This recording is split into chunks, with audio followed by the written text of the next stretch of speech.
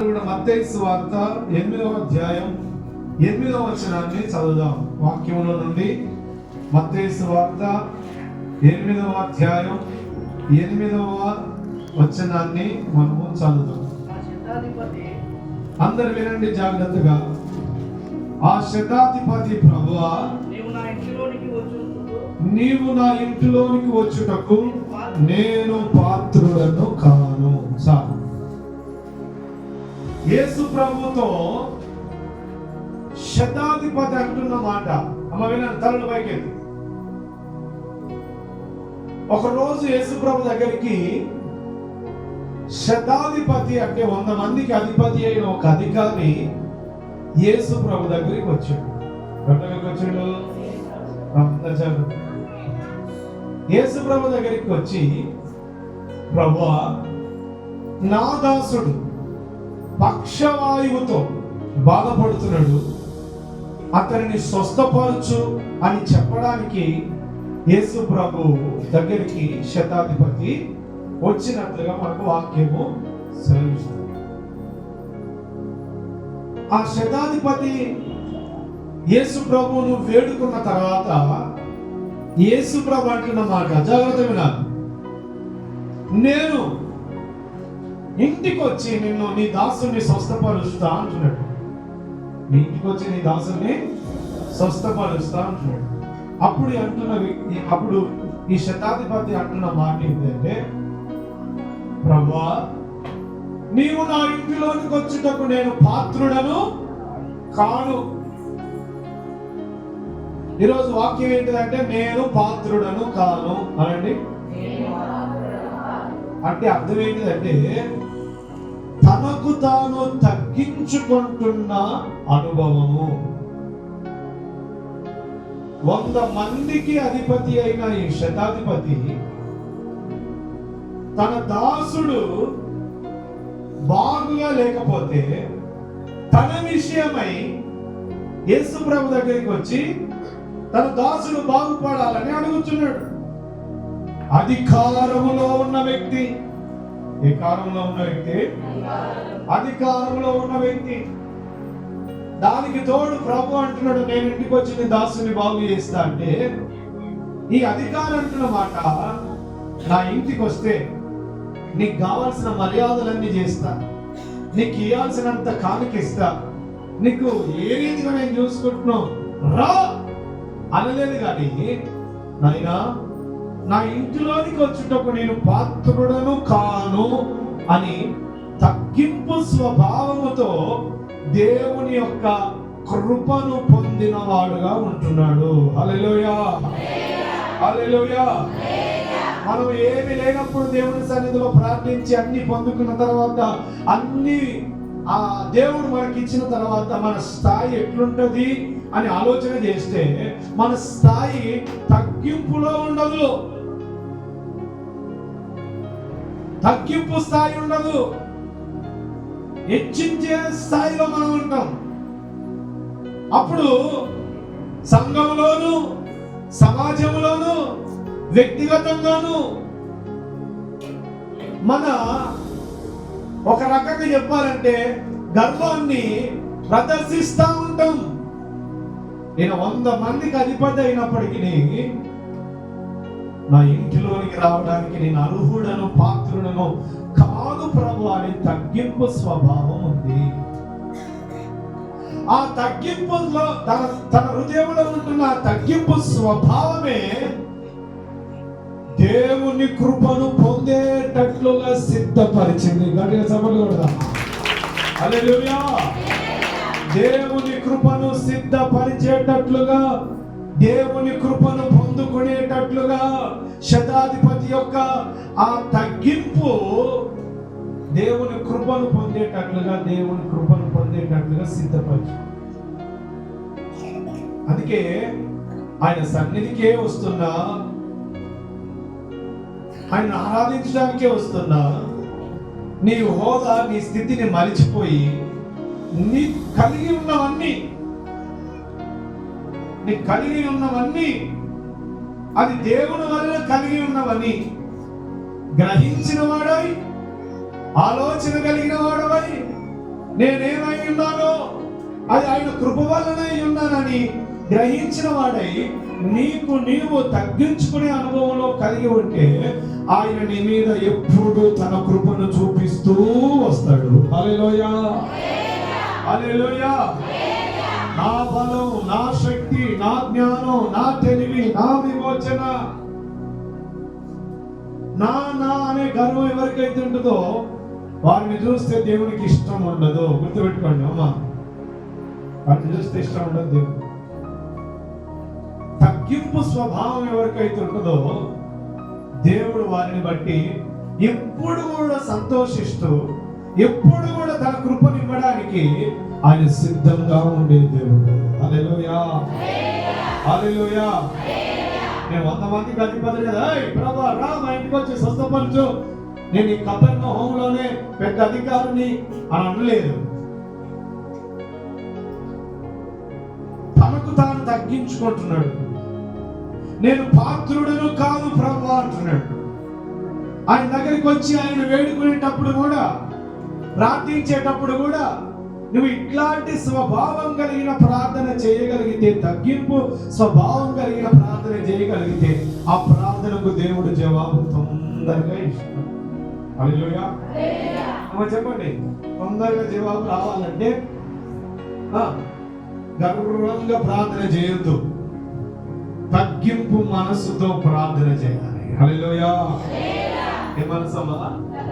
తొందరగా జవాబు రావాలంటే తగ్గింపు మనసు. పొరను చూసి ముచ్చట్లు పెట్టకండి, నమ్మకండి. తగ్గింపు మనసు కావాలి మనకు. నా ఇంట్లోనికి వచ్చుటకు నేను పాత్రుడను కాదు అనే తగ్గింపు స్వభావము తన జీవితంలో స్వస్థత కార్యాన్ని జరిగించింది. ఏ కార్యాన్ని జరిగించింది? స్వస్థత కార్యాన్ని. రెండవ విషయాన్ని చూద్దాం. మత్తయి సువార్త 3వ అధ్యాయం 11వ వచనం. మత్తయి సువార్త 3వ అధ్యాయం 11వ వచనం.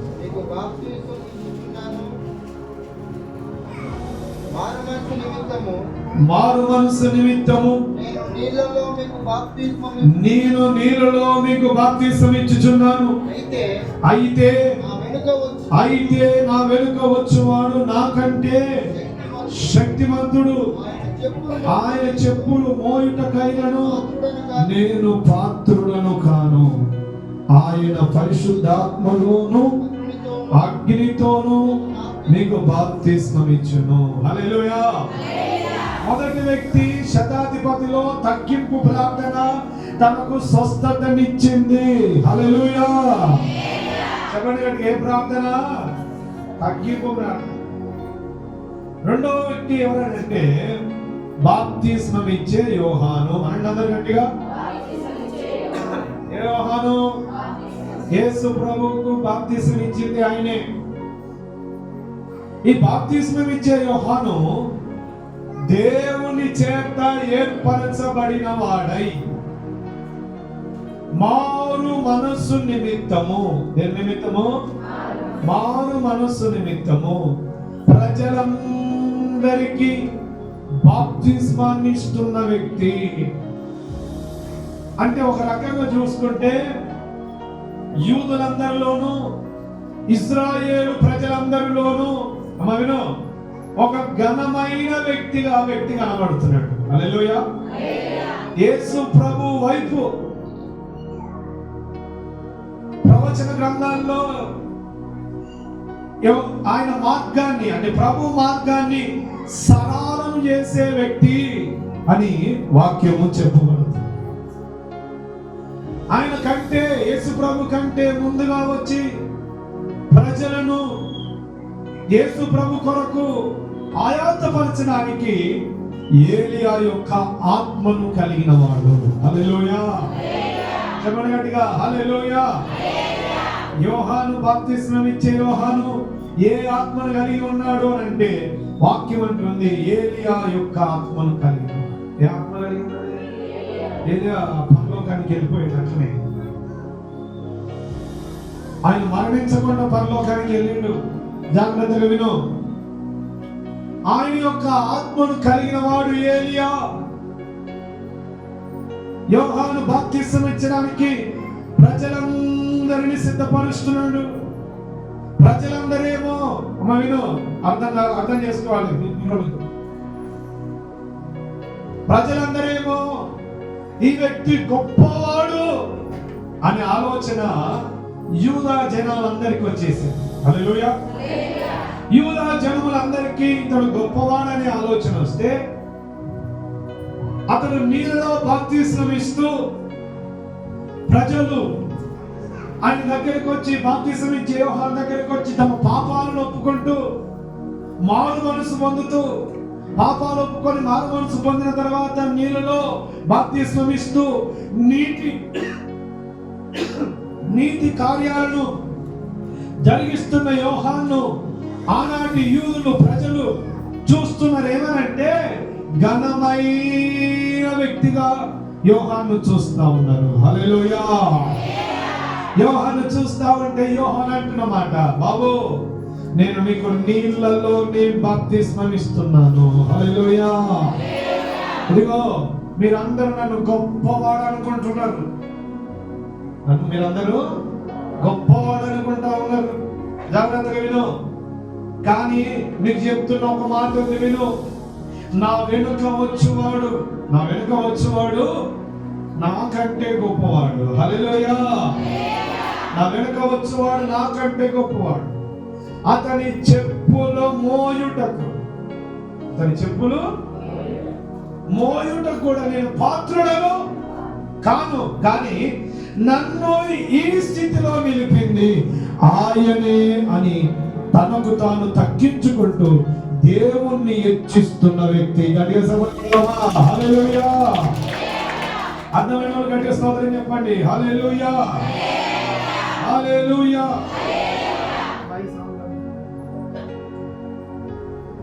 బాప్తిస్మం ఇచ్చే యోహాను ఏమంటున్నాడు తెలుసా?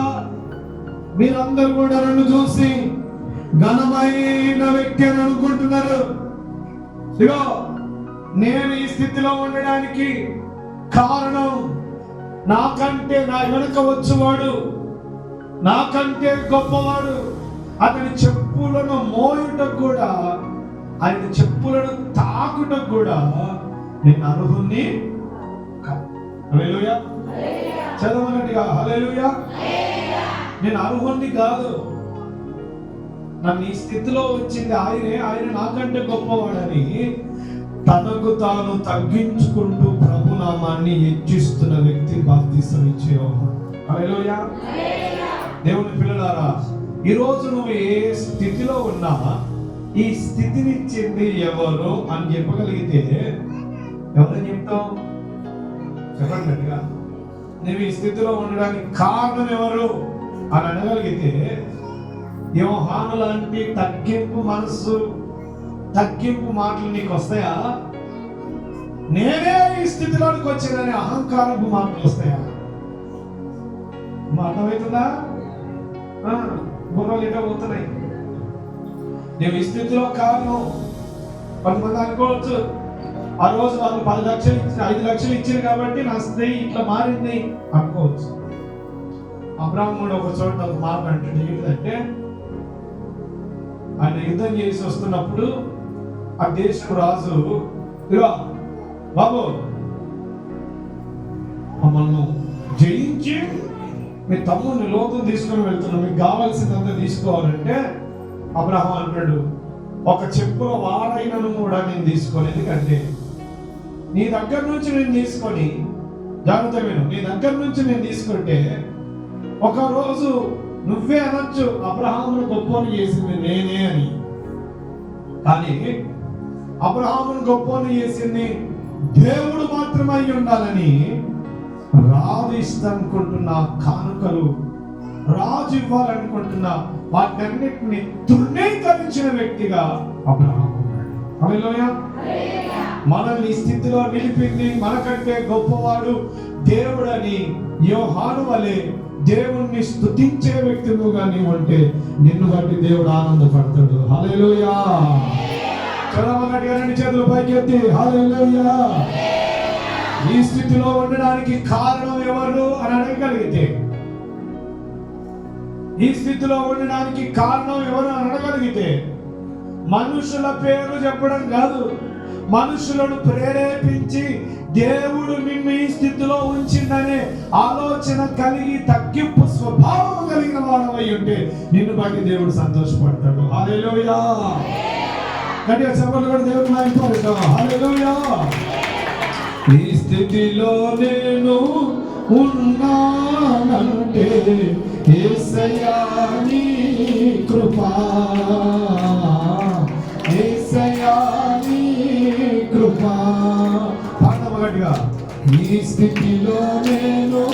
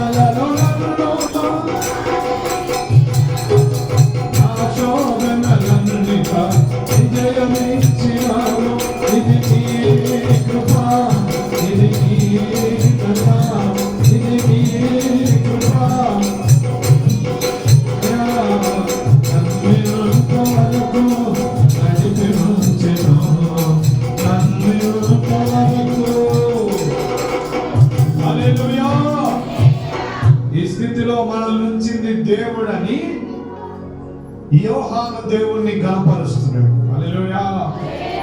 ఏమంటున్నా తెలుసా?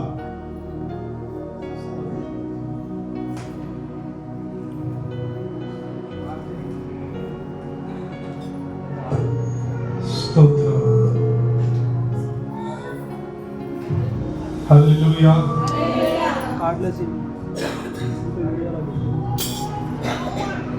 బాప్తిసం ఇచ్చే యోహాను, బాప్తిసం ఇచ్చే యోహాను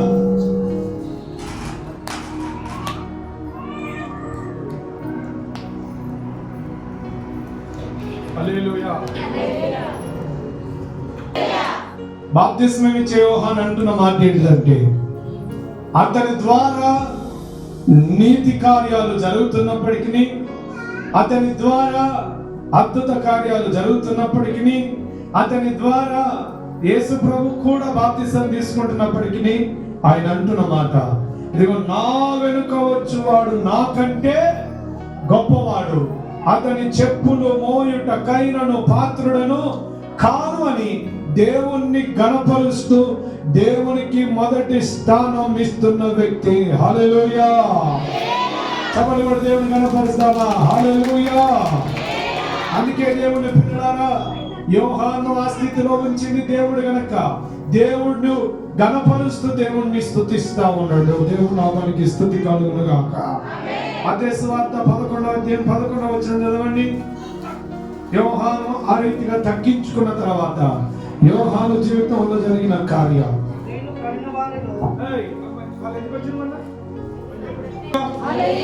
యోహాను తగ్గించుకున్న తర్వాత యోహాను గురించి ఒక గొప్ప మాట చెప్పబడుతుంది. ఏంటి? చదువు.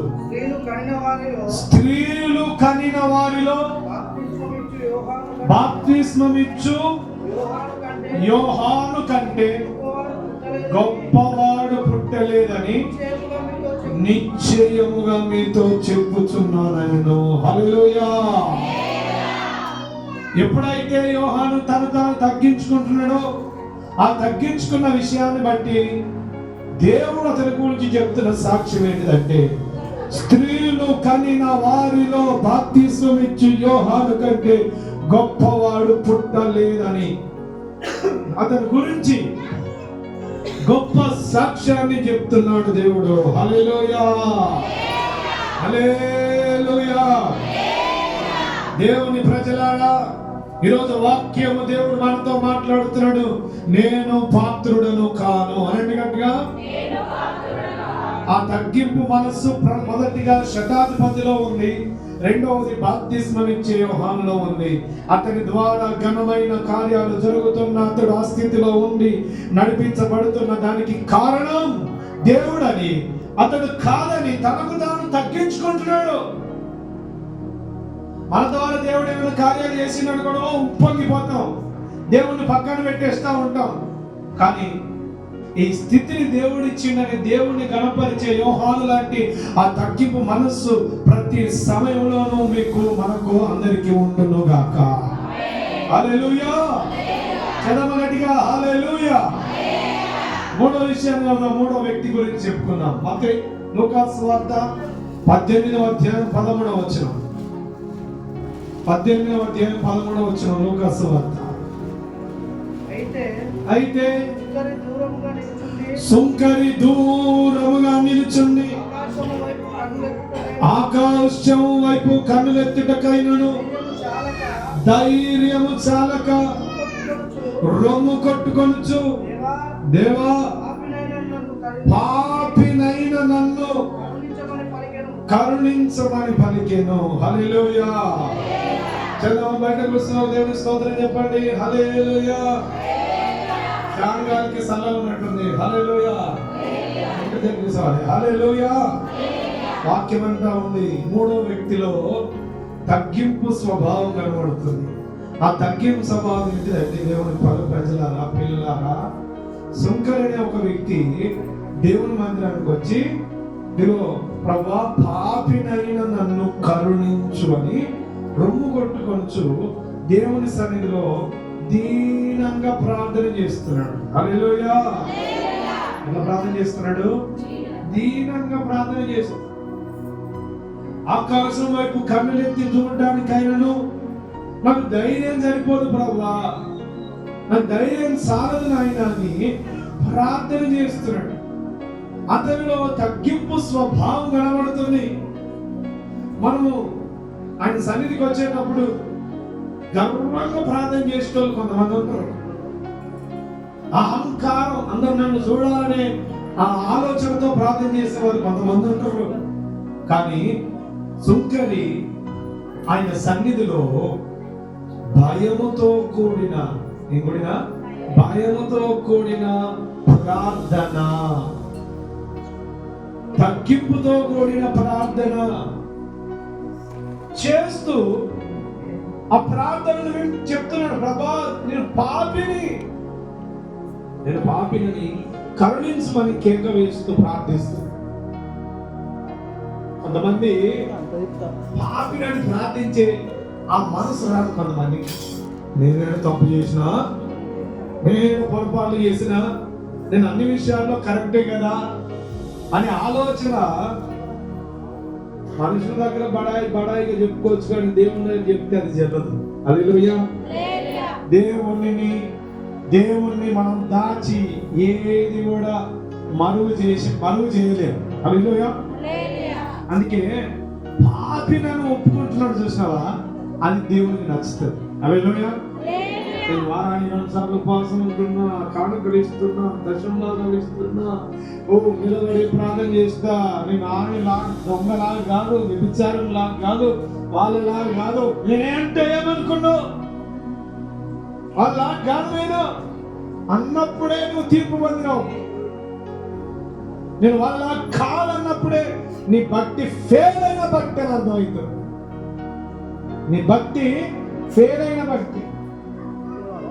అందుకే దేవుని సన్నిధిలో ఇతనికున్న తగ్గింపు, పాపినని రొమ్ము కొట్టుకొనుచు దేవుని దగ్గర ప్రార్థన చేస్తున్నప్పుడు దానికి జరిగిన కార్యం ఏంటిదంటే, ఆ కింది వచ్చిన వాళ్ళు అంటాడు, అతడు నీతిమంతుడుగా తీర్చబడ్డాడు.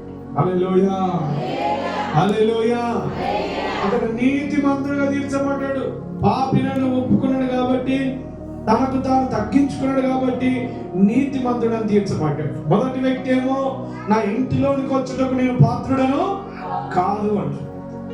అధికారంలో ఉన్నప్పటికీ ఉన్నప్పటికీ తన అధికారాన్ని ఉపయోగించుకోకుండా నేను పాత్రుని కాదు నాయన, మాట సెలవి ప్రభు అని మాట కొరకు ఆశపడి స్వస్థతను పొందింది. రెండో వ్యక్తి తన ద్వారా నీతి కార్యాలు జరుగుతున్నప్పటికీ, తన ద్వారా ఘనమైన కార్యాలు జరుగుతున్నప్పటికీ, ఇదిగో నా వెనుక వచ్చేవాడు గొప్పవాడు, నేను గొప్పవాడిని మీరందరూ అనుకుంటున్నారు. నన్ను ఈ స్థితిలో నిలిపింది ఎవరు? దేవుడు అని దేవుణ్ణి హెచ్చించే వ్యక్తిగా ఉంటున్నాడు. హల్లెలూయా. మనం అప్పుడప్పుడు అనుకోవచ్చు, బా గ్రేట్, బా ఉద్యోగం ఉంది, వ్యాపారం ఉంది, చేతి పనులు ఉన్నాయి, నీకేం తక్కువ కాదు, అన్ని విషయాల్లో నువ్వు నీ పిల్లలు సంతోషంగా సమాధానంగా ఉందంటే ఎందుకున్నావు నాకు తెలియదు అంటే అర్థమైంది. ఈ సంగతి చూస్తాడు దేవుడు. నా తెలివి అంటే ఏమనుకున్నావు అనొద్దు. నాకంటే గొప్పవాడు ఉన్నాడు, నన్ను ఈ స్థితిలో నిలిపింది ఆయన. నా జీవితంలో జరుగుతున్న కార్యాలకు మూల కారణం ఆయనే అని నువ్వు స్తుతించగలిగితే, ఆ తగ్గింపును బట్టి నీకు మరో స్థాయిలో నీకు అవకాశాన్ని దేవుడు ఇస్తాడు. గడియ సభలు కూడా దేవుడు. హల్లెలూయా, హల్లెలూయా. స్తుతి పాడుటకే బ్రతికించిన జీవన నీవేనయ్యా,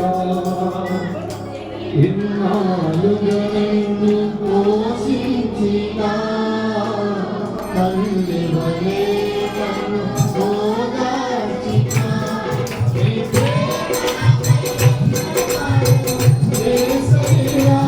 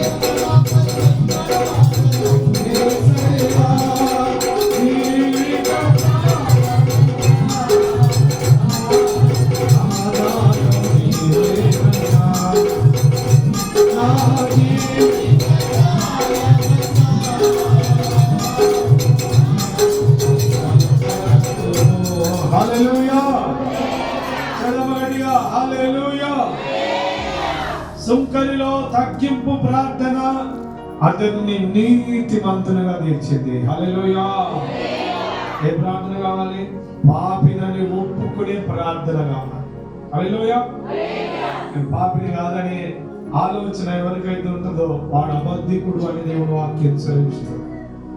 కాబట్టి ఈరోజు వాక్య అంశం ఏంటంటే నేను పాత్రుడను కాను అని ఆలోచన కలిగిన వాడవై. శతాధిపతి, బాప్తిస్మం ఇచ్చే యోహాను, సుంకరి. నాలుగవదిగా పౌలు. చూద్దాం, 1 కొరింథీ పత్రిక 15వ అధ్యాయం 9వ వచనం. కొరింథీయులకు రాసిన 1 పత్రిక 15వ అధ్యాయం 9వ వచనం. ఏలయనగా నేను అపోస్తులందరిలో తక్కువ వాడను, దేవుని సంఘమును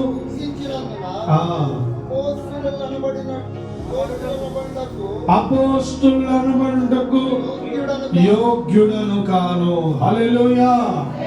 రెండు చేతులు పైకెత్తి స్తోత్రం చెప్తామా? ముగిస్తున్న వాక్యం. హల్లెలూయా. ఫస్ట్ మాట అది వినండి. శతాధిపతి ఏమంటుండు? నా ఇంటిలోనికి వచ్చుటకు, చెప్పండి, నా ఇంటిలోనికి వచ్చుటకు అంటే అధికారాన్ని ఉపయోగించకుండా, తగ్గించకుండా. రెండవది, బాప్తిస్మం ఇచ్చే యోహాను అంటా ఉన్నాడు, నేను నీతి కార్యాలు నా ద్వారా జరుగుతున్నప్పటికీ నేను గొప్పవాడును, నా వెనుక వచ్చేవాడు గొప్పవాడు, నన్ను ఈ స్థితిలో నిలిపింది గొప్పవాడు అని. మూడో వ్యక్తి సుంకరి, పాపిని నేను ప్రభువా అని తమ రొమ్ము కొట్టుకొనొచ్చు దేవునికి ప్రార్థిస్తున్నాడు.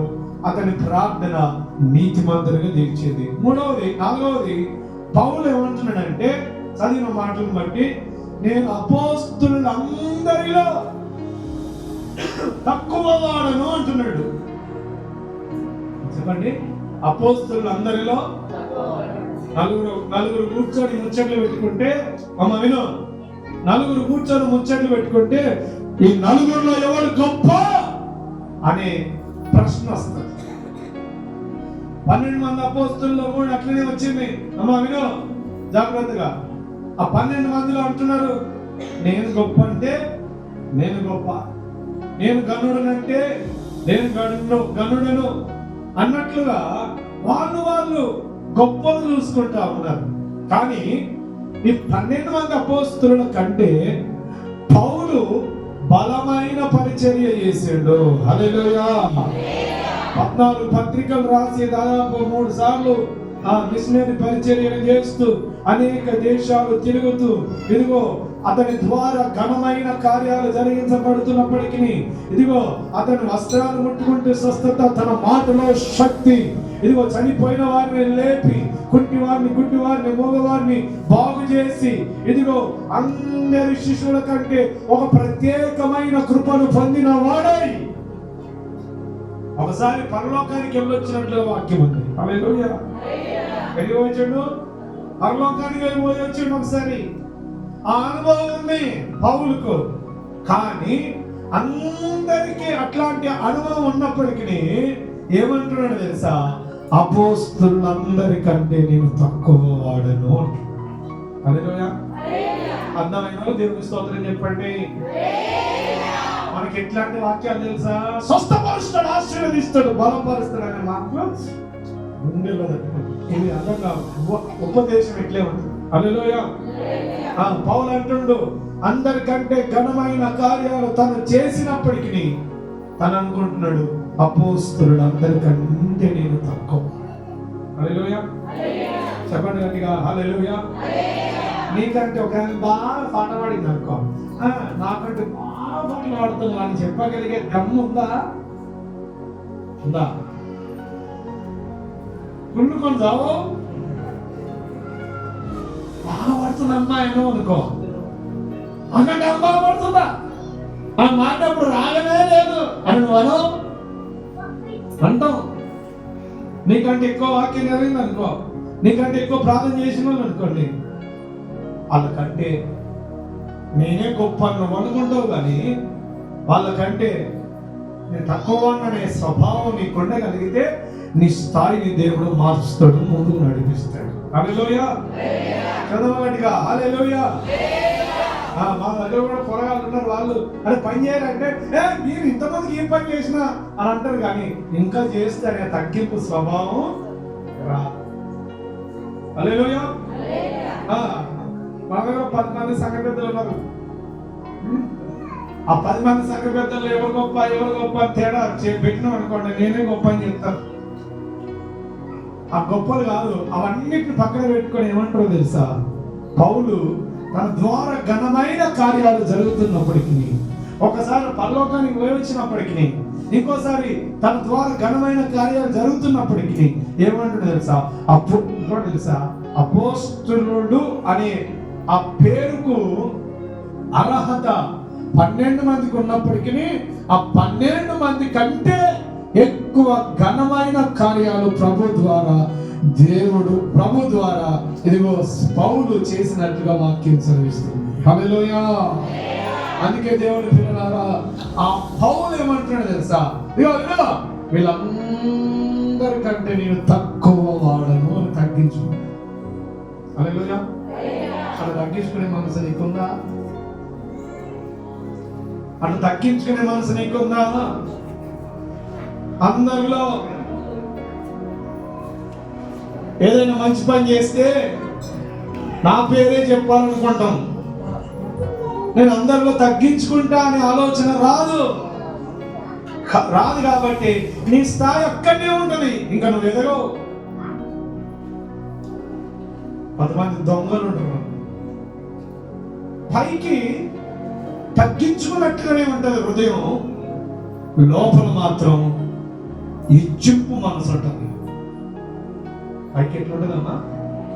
చెప్పండి గట్టిగా. మీకు జోగు చెప్తా. మా ఇంట్లో ఒక పిల్లి ఉంది. ఆ పిల్లి ఏం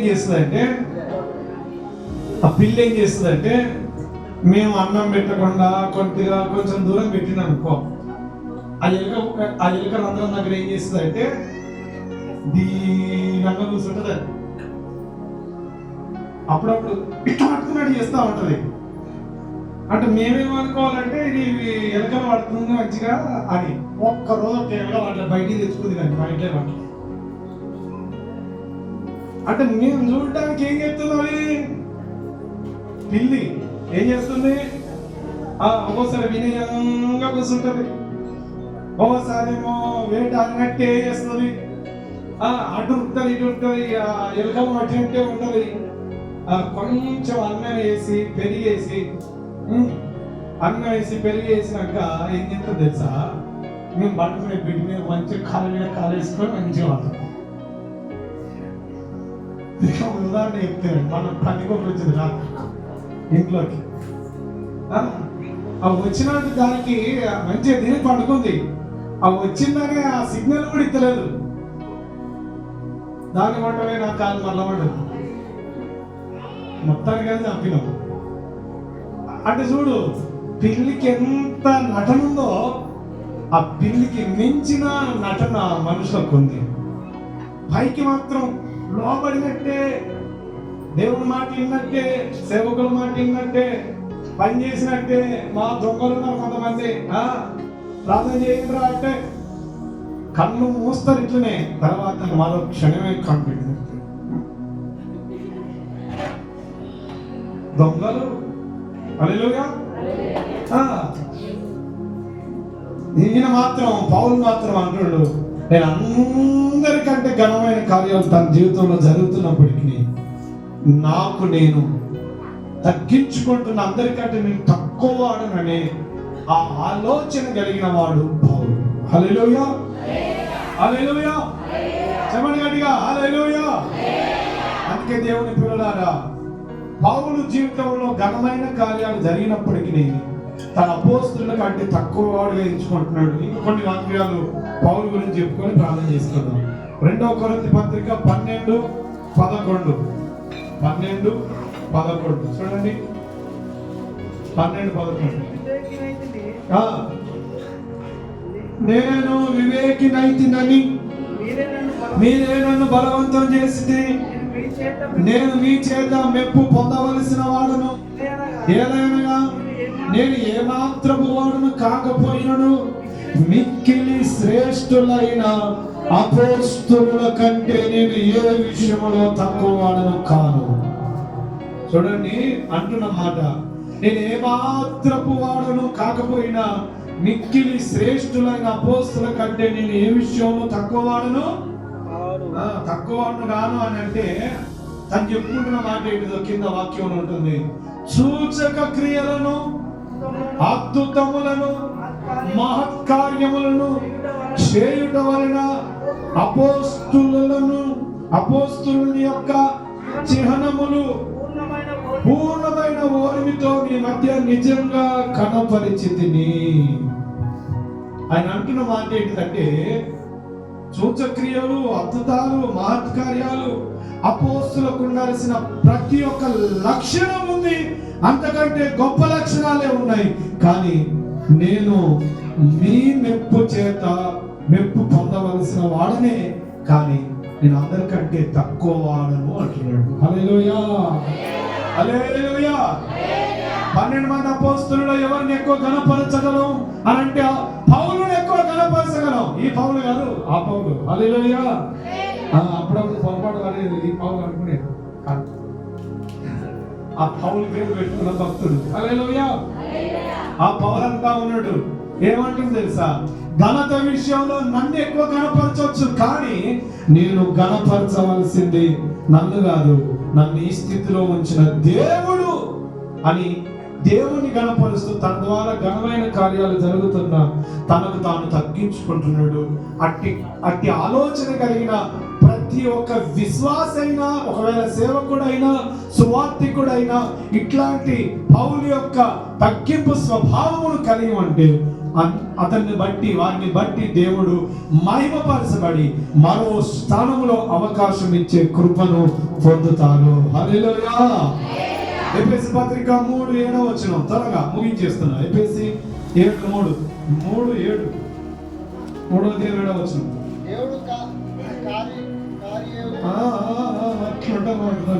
దేవుడు కార్యకారి యగు తన శక్తిని బట్టి నాకు అనుగ్రహించిన కృపావరము చొప్పున నేను ఆ సువార్తకు అపోస్తలుడను కాను, పరిచారకుడనైతిని అంటున్నాడు. హల్లెలూయా. తర్వాత 11వ తిమోతి పత్రిక 1:13 చదవండి. 1 తిమోతి 1:13 నన్ను తన పరిచర్యకు నియమించి నమ్మకమైన వానిగా ఇచ్చినందుకు నన్ను బలపరిచిన కృతజ్ఞుడనై ఉన్నాను. తెలియక అవిశ్వాసం వల్ల చేసి గనుక కనికరించబడితిని. హల్లెలూయా. చెప్పండి గట్టిగా, హల్లెలూయా. పౌలు ద్వారా ఘనమైన కార్యాలు జరుగుతున్నప్పటికీ ఇదిగో తను అపోస్తుల కంటే ఘనమైన వ్యక్తిగా ఘనత నొందాల్సిన అవసరం ఉన్నప్పటికీ దేవుని కొరకు తను తాను తగ్గించుకుంటున్నాడు. హల్లెలూయా. చెప్పండి గట్టిగా, హల్లెలూయా. తను తాను దేవునికి తగ్గించుకుంటున్నాడు. మనము కూడా అన్ని విషయాల్లో తగ్గింపు స్వభావాన్ని కలిగిన వారమై ఉండాలి. తగ్గింపు స్వభావం కలిగిన వారమై నీ ద్వారా ఎన్ని ఘనమైన కార్యాలు జరుగుతున్న తగ్గింపు స్వభావం.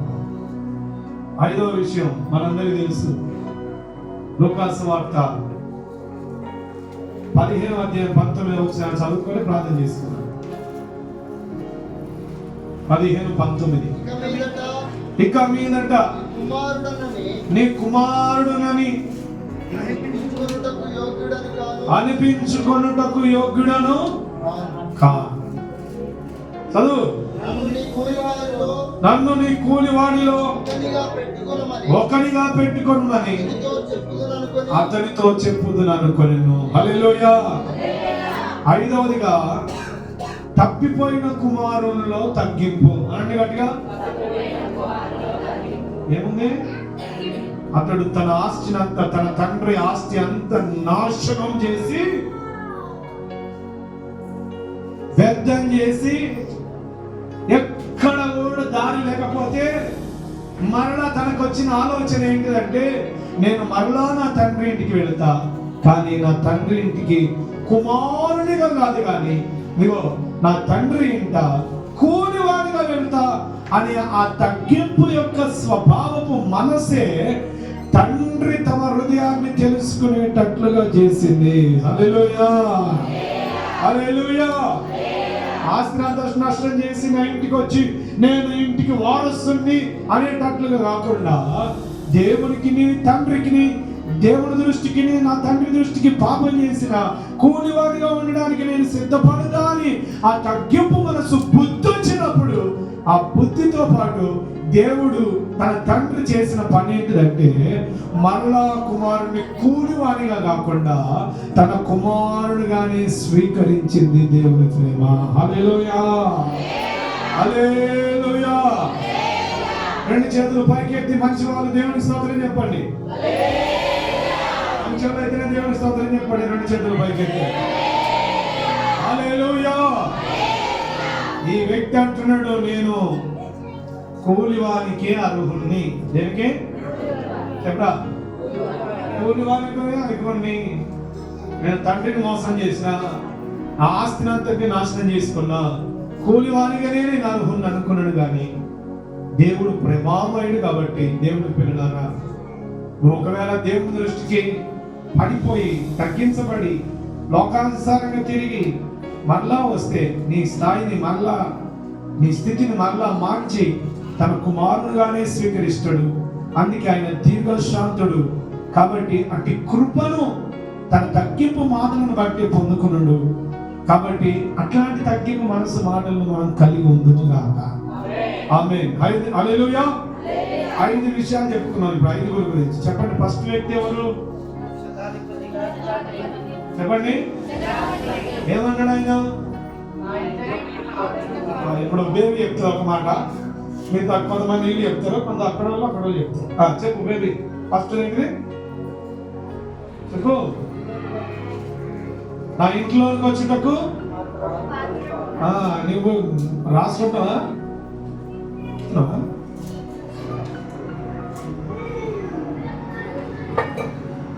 ఇప్పుడు వేసుకున్నారు చెప్తారు. రెండో మాట చెప్పరా? బాప్తిసం ఇచ్చే ఏం చేసిండు?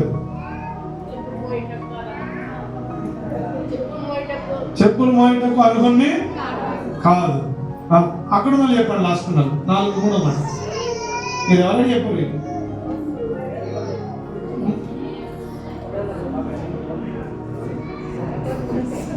అర్థం కాదే మాట్లాడుతున్నా, నాకు ఏమవుతుందా?